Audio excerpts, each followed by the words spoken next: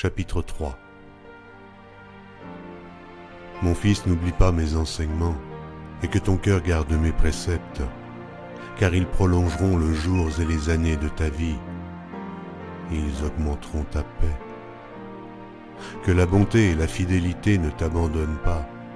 Lis-les à ton cou, écris-les sur la table de ton cœur. Tu acquerras ainsi de la grâce et une raison saine aux yeux de Dieu et des hommes. Confie-toi en l'Éternel de tout ton cœur et ne t'appuie pas sur ta sagesse. Reconnais-le dans toutes tes voies et il aplanira tes sentiers. Ne sois point sage à tes propres yeux, crains l'Éternel et détourne-toi du mal.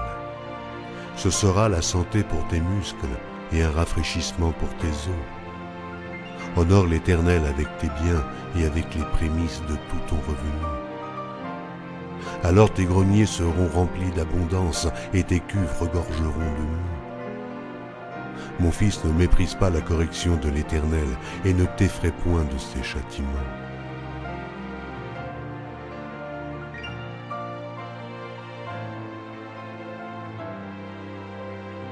Car l'Éternel châtie celui qu'il aime, comme un père l'enfant qu'il chérit.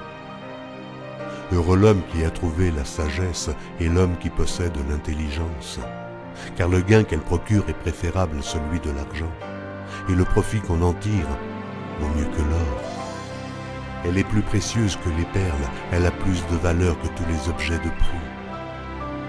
Dans sa droite une longue vie, dans sa gauche la richesse et la gloire. Ses voies sont des voies agréables, et tous ses sentiers sont paisibles. Elle est un arbre de vie pour ceux qui la saisissent, et ceux qui la possèdent sont heureux. C'est par la sagesse que l'Éternel a fondé la terre, c'est par l'intelligence qu'il a affermi les cieux. C'est par sa science que les abîmes se sont ouverts, et que les nuages distillent la rosée. Mon fils, que ces enseignements ne s'éloignent pas de tes yeux, garde la sagesse et la réflexion. Elles seront la vie de ton âme et l'ornement de ton cou. Alors tu marcheras avec assurance dans ton chemin et ton pied ne heurtera pas. Si tu te couches, tu seras sans crainte, et quand tu seras couché, ton sommeil sera doux. Ne redoute ni une terreur soudaine, ni une attaque de la part des méchants. Car l'Éternel sera ton assurance, et il préservera ton pied de toute embûche.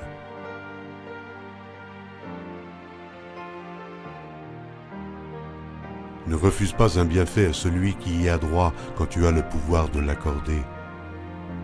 Ne dis pas à ton prochain « va et reviens ». Demain je donnerai quand tu as de quoi donner. Ne médite pas le mal contre ton prochain lorsqu'il demeure tranquillement près de toi. Ne conteste pas sans motif avec quelqu'un lorsqu'il ne t'a point fait de mal. Ne porte pas envie à l'homme violent et ne choisis aucune de ses voies, car l'Éternel a en horreur les hommes pervers, mais il est un ami pour les hommes droits. La malédiction de l'Éternel est dans la maison du méchant, mais il bénit la demeure des justes. Il se moque des moqueurs, mais il fait grâce aux humbles. Les sages hériteront la gloire, mais les insensés ont la honte en partage.